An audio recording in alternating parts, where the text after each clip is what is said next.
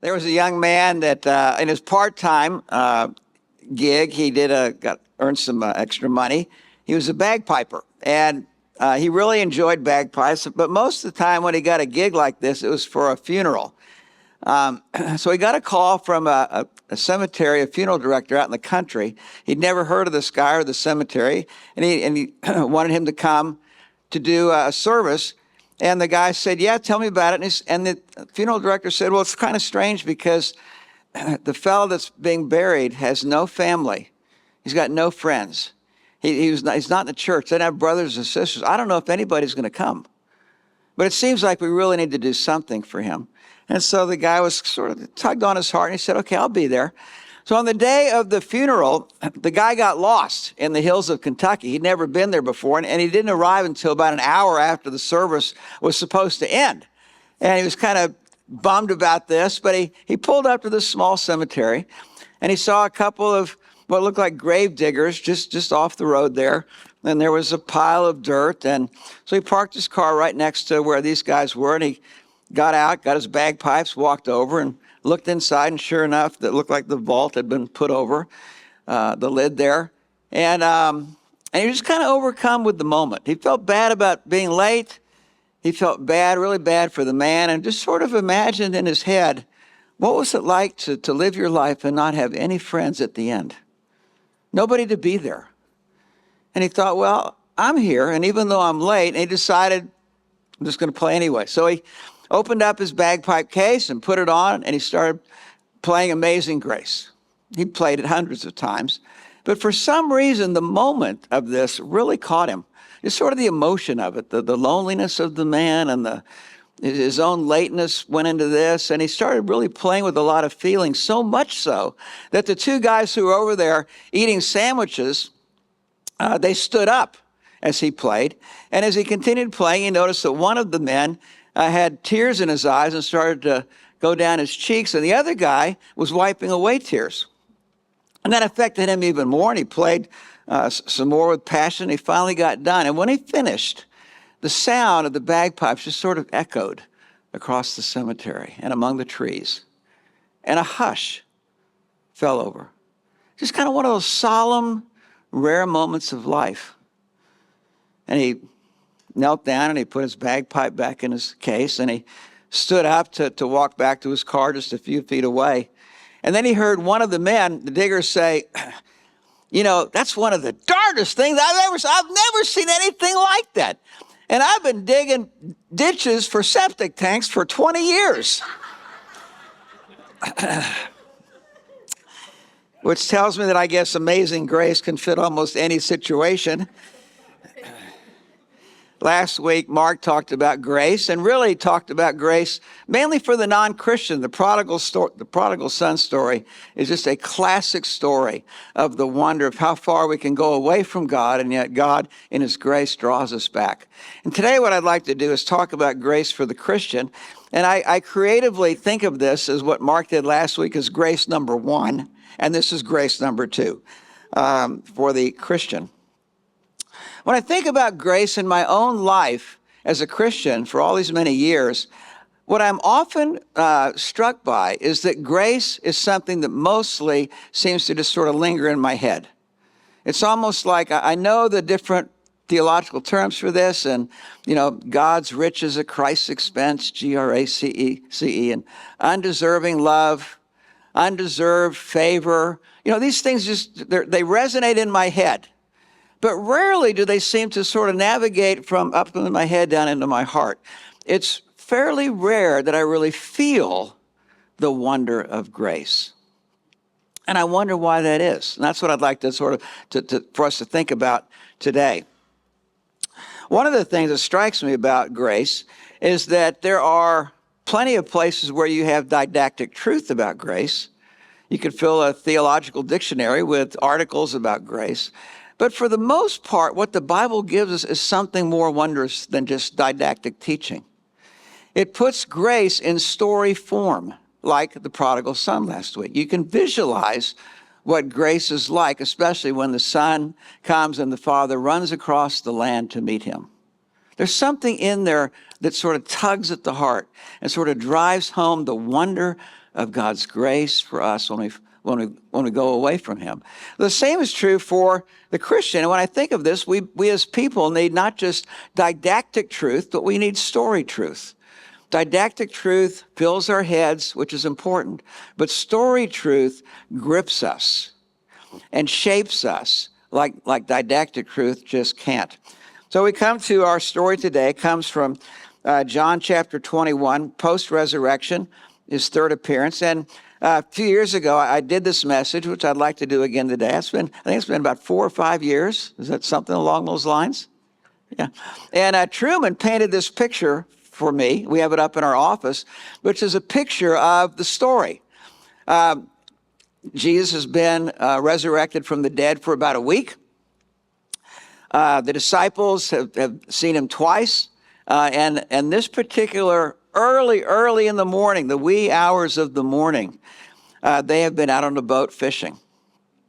I don't think the sun had even risen yet, but if you could visualize the Sea of Galilee and about 100 yards off the boat and the fishermen in the boat, and off to farther east, you can see the hills, and the sun had not yet come up in the east, but you can see that orange sort of ribbon aura across. And you can still see the stars, the quiet of the lake. Nobody else is out there.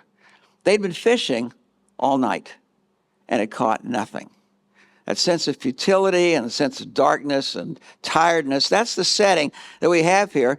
And suddenly they hear a voice over on the shore, 100 yards away, and they don't know it's Jesus, kind of in the dimness of the wee hours of the morning and in their tiredness. And that's the setting we come. And there are 3 redemptive pictures in this that John lays out for us in John 21 that I think are pictures of what grace feels like, what it's supposed to do down in our heart, sort of grace in action. So here's the setting, John 21:4. Early in the morning, Jesus stood on the shore, but the disciples did not realize it was Jesus. He called out to them, "Friends, have you any fish?" And they hadn't. And he said, verse 6, "Throw out your net on the right side of the boat, and you will find some." When they did, they were unable to haul in the net because of the large number of fish. This is shocking. Then the disciple whom Jesus loved, which is how John referred to himself, the author of this gospel, said to Peter, "It's the Lord." As soon as Peter heard him say, "It's the Lord," he wrapped his outer garment around him. He had taken it off to fish and jumped into the water, and the other disciples followed in the boat, towing the net full of fish, for they were not far from shore, about 100 yards.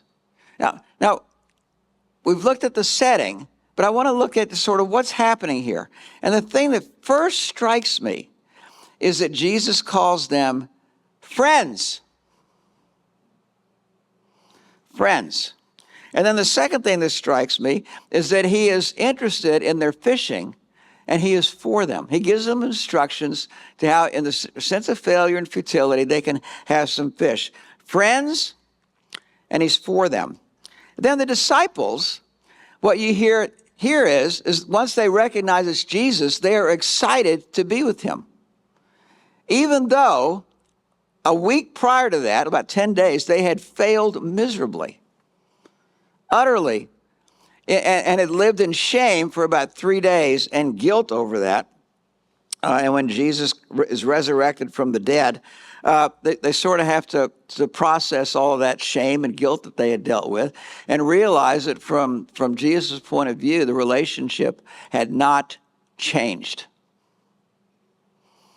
It had not changed. Now, I'm very familiar with failure. I have regular experiences of personal failure, which I think about a lot. And I am certainly a man in process. It feels to me like I've been in God's school of humility a long time. And I'm grateful for that. But I remember when I was in junior high, one of the things I feared, it was a fairly large junior high, that over the intercom system, I would hear this message that everybody could hear in the classrooms. "Will Seth Gatchell please report to the vice principal's office?" Now, back in those days, there was a vice principal. And the vice principal's job was sort of like the warden or the sheriff. And if you got in trouble, that's who you got to go see. And in those days, he had a wooden paddle in his office. And you got swats if you messed up. And, I'm an eighth grader at this point, and every one of us lived in fear of having to get called to the vice principal's office and get swats. A couple of times we'd go over to the principal's office, and we'd kind of peek in there to look at that paddle. It was a large paddle. But sort of that sense of failure and being called out on it. It's one thing to fail, but then to be called out on it, that's quite a different thing. So how does Jesus help them with grace, to understand the wonder of grace? It's not just didactic truth that catches them, but what the method of communicating grace, the wonder of grace, happens through his eyes. It happens through his interest in them. It happens through his tone of voice toward them, towards his attitude, and the sense of that he is for them in his demeanor and actions regarding the fish. All of those things are meant to communicate the wonder of grace. And when I think of this, I really think about two words. He invites them to be with him around breakfast, which we'll look at, and he wants to enjoy their company.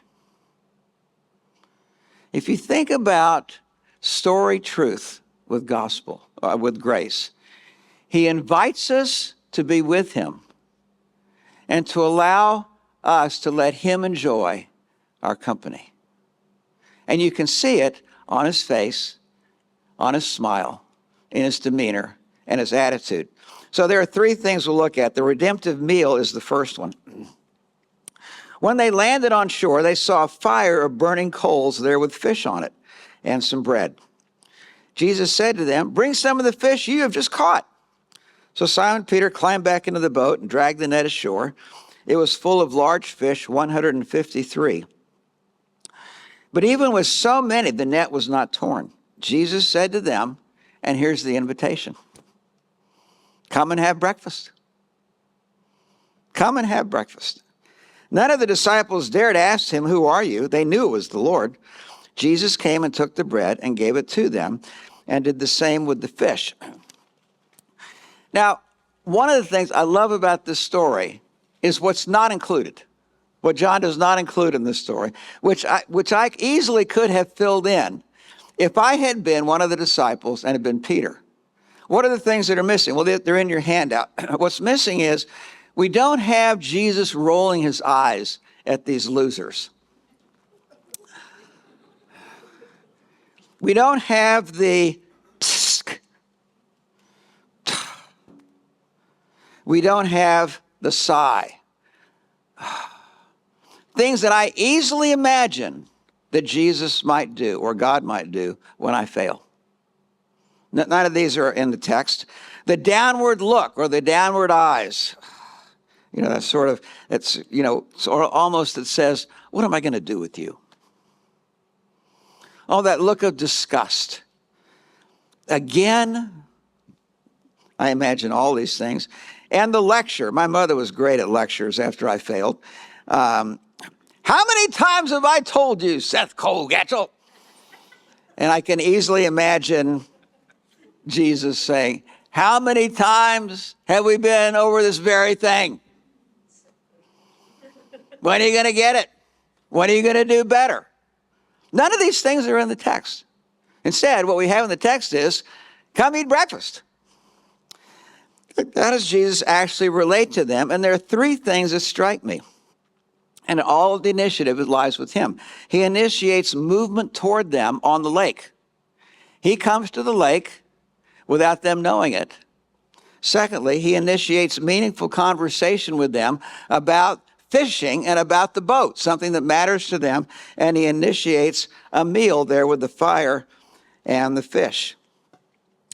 Now, when I think of this, I think about all those things I mentioned that aren't in the text. But one of my nicknames for myself over the years has been not the Incredible Hulk, but the Incredible Sulk. And when I fail, it's amazing how well I can sulk. I can just sit in this little pity pot and just think, when am I ever going to get this? I just play right into Satan's hands here. And I can walk around just sort of mopey for a couple of days, just sort of going through the motions of life. And yet, the message here is he wants to enjoy their company. He wants to enjoy their company. And he wants them to enjoy his company. Why am I like this? I think because instead of being grace-based, I am still too often merit-based. Now, I would not answer that in a theological classroom because I know about grace in my head. But down in my heart still says, there's something in me that needs to deserve this. And I'm not earning enough. I'm not meriting this kind of favor and grace. And Jesus just says, oh, no. That merit thing that you keep going back to, I'm going to do something about that. I'm slowly unvelcroing that from your heart, Seth. And I'm wanting to replace it with something very different, grace-based. That's the redemptive meal. The second thing that John records here is a redemptive conversation. Verse 15.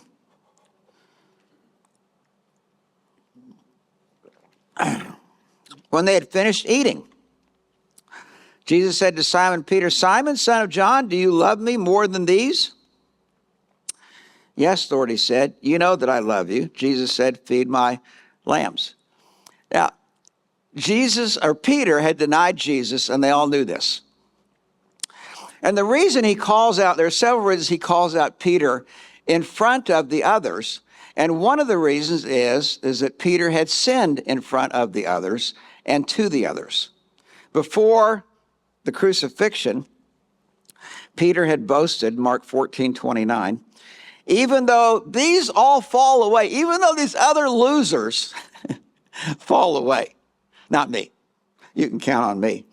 And Jesus said to him, truly, I tell you this very night before the rooster crows twice, you will deny me 3 times. But he said emphatically, if I must die with you, I will not deny you. And they all said the same. Now, if I'd been one of the other disciples sitting around there listening to Peter throw me and the rest of us under the bus, I would have been quite irritated. And there would have been some kind of rift, maybe not outwardly, but inwardly, between me and Peter. And when Jesus calls out Peter around the fire, he is wanting to heal those rifts that probably happened inside of the other disciples. This kind of pride that lurks inside of us, we will battle the rest of our lives. Thankfully, I don't have much more of my life left to live to battle this. And I'm going to be a happy boy when I no longer have to deal with my stupid, stubborn pride. Because pride is what fuels so much of our sin. Relational conflicts that we have and hurt feelings, so often they're fueled by that stupid pride that says, I deserve better treatment. I don't deserve what you just said or the attitude you just had. I will be so happy to be done with that. Well, it just so happens that's the very thing God's trying to deal with me on. And us. Our pride. James 3:16 says, for where you have envy and selfish ambition, there you will find disorder and every vile practice. Pride is a terrible thing. It splits up teams. It creates suspicion in our hearts. It sabotages trust and 100 other things. And God is at work every day trying to get us to be humble people. 2 Corinthians 10:12 says, we dare not classify or compare ourselves with some who commend themselves. When they measure themselves by themselves and compare themselves with themselves, they are not wise. I compare myself all the time. It just comes out of me without even having to think about it. And little by little, God is saying, oh, no. I'm slowly wanting to put an end to that. I'm slowly wanting you to recognize it sooner and turn away from it sooner than you have. So the redemptive conversation here strikes Peter and the others about pride. And then one of the fascinating things here that this is just like Jesus. Who else would do this? Now he talks about what kind of love is it that we're to have towards him, and what does he want us to do with our failure? And in the Greek text, the Greek language, there are different words for love. And in the Bible, all those different words are translated love, so you sort of really miss the flavor, particularly in this passage. But there are two words we'll look at in your handout, or if you're watching at home and you have a handout. The words love that are capitalized is the word agape. That's the word sacrificial love. It's the highest love. It's God's kind of love. The word love that's not capitalized, lowercase, is the word phileo, which means brotherly love or friendship love. So the first question, verse 15. When they finished eating, Jesus said to Simon Peter, "Simon, son of John, do you love me, agape love, sacrificial love, more than these?" And in that moment, I think Peter sort of stopped and gulped and realized, I've been exposed. I claim to have an agape love before the crucifixion, but now I know different. And so he responds after that little gulp and pause, "Yes, Lord, you know that I love you," and he uses the word phileo. There's some humility that's happened here with Peter. And then Jesus says to this man who failed and was still dealing with some level of shame and embarrassment, then he says something stunning: "Feed my lambs." Now, if I'd been there, I would have said, Lord, I don't think I'm qualified to do that. You know, and I know, and the buddies around this fire know, I disqualified myself from doing that. Now, that might have been true in a metric-based valuation, but not from Jesus' point of view. Feed my lambs, he says. And I think one of the things that strikes me here, again, just sort of the Bible opening up my soul to exposure, is we all have a sentiment to want to love God like that. But the reality of that love is not the same as the sentiment. It may feel like, especially when we're worshiping, like I really love God sacrificially, but we are all in process of that reality slowly coming up to match our sentiment. There's something here that strikes me of an important humbling with the other disciples and an honest recognition of what we are and what we aren't, what we're not yet. That's important. And when Jesus hears that humble recognition, he goes, "Yes, that's what we're after. Now you're ready to feed my lambs." A second time, verse 16. Again, Jesus said, "Simon, son of John, do you love me?" Agape comes back with the same question. Peter answered, "Yes, Lord. You know that I can imagine the gulp." And he uses the word phileo. "Do you know that I love you?" Jesus said, "Take care of my sheep." A third time, verse 17, and I think Jesus did this a third time for several reasons. One, because he had denied him 3 times, but also because it takes to the third question to finally get down deep enough into the heart to expose what really needs to be exposed. "Simon, son of John, do you love me?" And instead of using the word agape, he uses the word phileo. It's almost like, do you even love me with a brotherly love? Are we sort of down where things really are? Not your sentiment or your aspiration, but your reality. Peter was hurt because Jesus asked him the third time, "Do you love me?" with phileo. And I can imagine again the gulp and the wave of humility that was coming like a gift to him that he didn't want. But it was a gift. "Lord, you know all things. You know that I love you." And he uses the word phileo. Then Jesus said, "Feed my sheep." Now, this is such a stunning thing, and it goes so against the grain of how we think. Because we naturally think, if I'm going to pastor, or if I'm going to be on a church staff, or if I'm going to be an elder in a church, or if I'm going to lead a ministry, or if I'm going to be a life group leader, a Bible study leader, then there's some level of, I need to attain to some level here if I'm going to do that. And we sort of have, and there's some truth in that, but it's not all the truth in that. And what's missing from that is character. The character component needs to be added to, I can do this. I can do this. One of the things that people that have been in our church a long time tell me they really like is that this is a place where we talk about real life and about the reality of our human heart.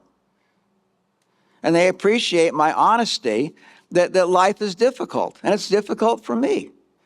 They appreciate that I am not the expert, the ivory tower pastor coming in sort of above everybody and saying, this is what you ought to do like me. Now, I think that should be normative for all of us. It's what Jesus does with Peter. He brings him to that place of an honest acknowledgement of where he is and where he isn't. And Jesus says, yes, yes, you've got it. Now, not as the expert, now go feed my sheep. Take care of my lambs. Why is that important? Because all of us need hope.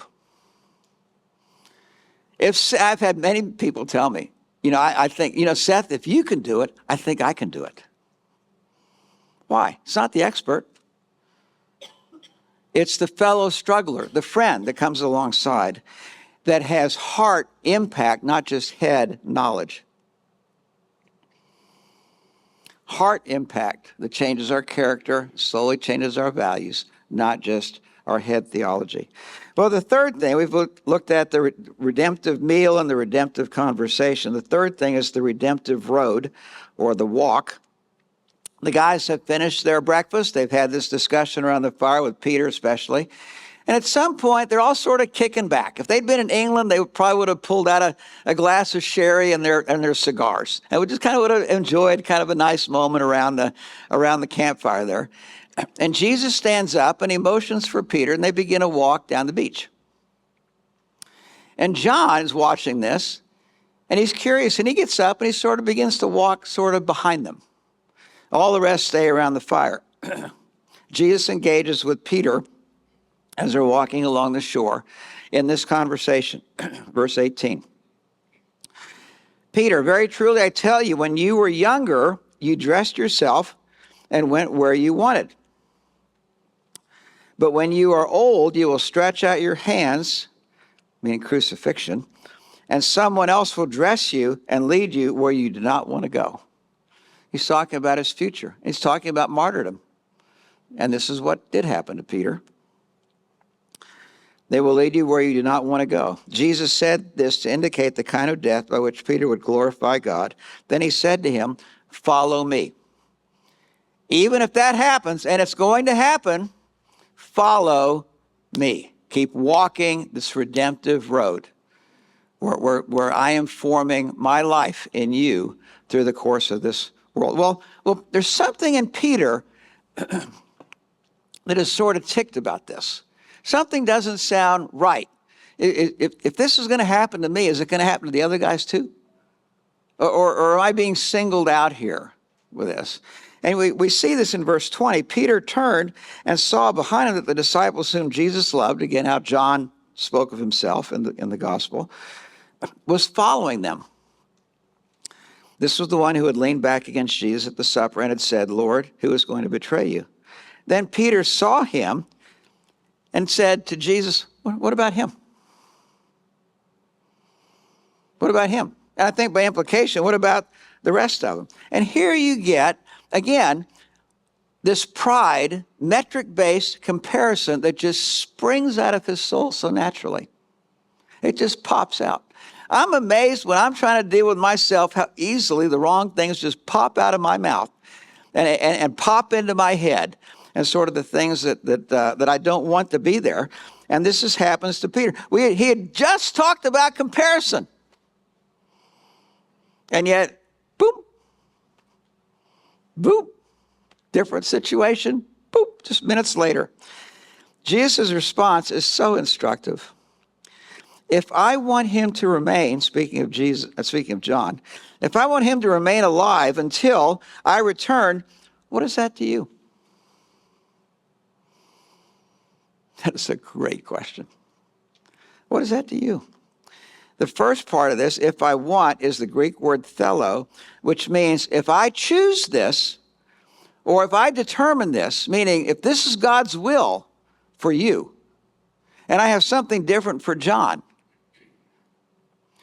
the same is true, follow me. But I like the question he asked, what is that to you? What is that to you? Will you let me be the master of your life? Will you let me shape you, live in you? And if you have to walk through martyrdom, let me do that with you. What is that to you? And here I think the question is, will I let God be God in my life?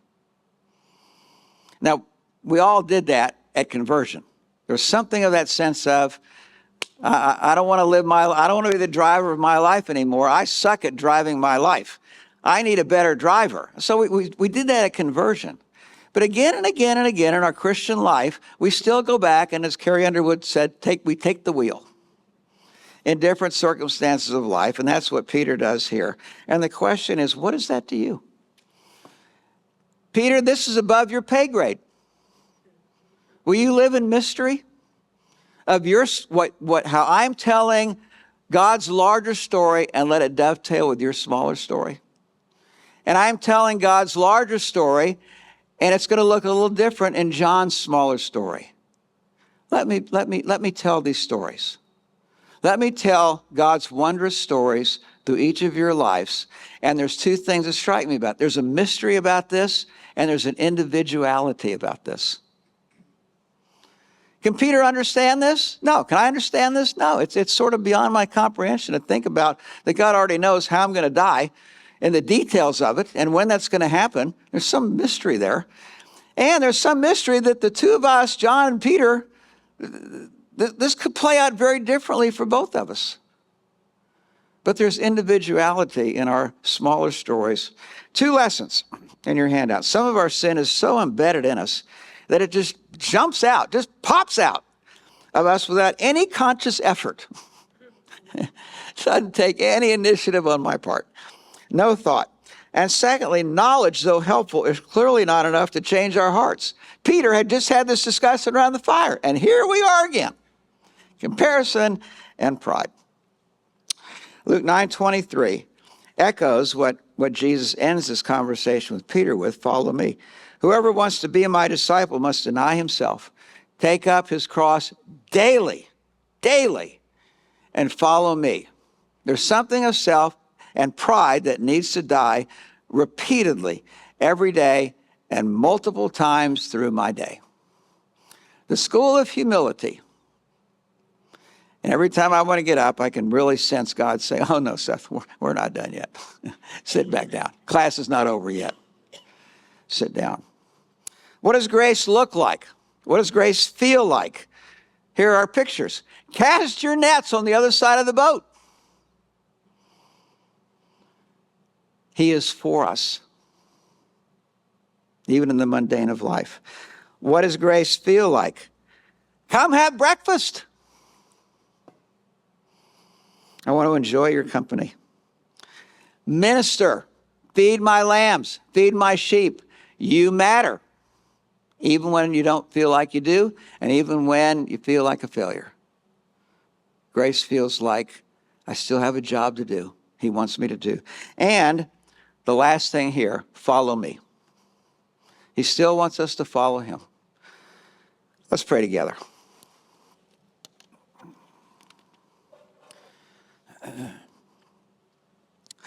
Father, I hope that I have not spoken this message in a way that makes it sound easy.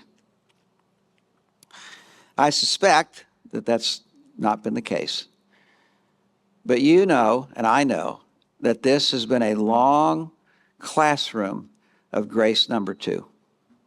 And it has taken repeated over decades of feeling like a failure in some way either personally, relationally, with my kids, with my wife, with my friends, at church, repeated episodes of failure to slowly humble me enough to chip away at this proud metric that I want to somehow earn this and be this and satisfy and feed my pride. This is a long process. But thankfully, with this, over time, grace becomes more unimaginable. It becomes not just a theological truth, but it becomes a sense of wonder, of asking, God, how is it that you love somebody like me after all these years? And yet, you do. We thank you in Jesus' name. Amen.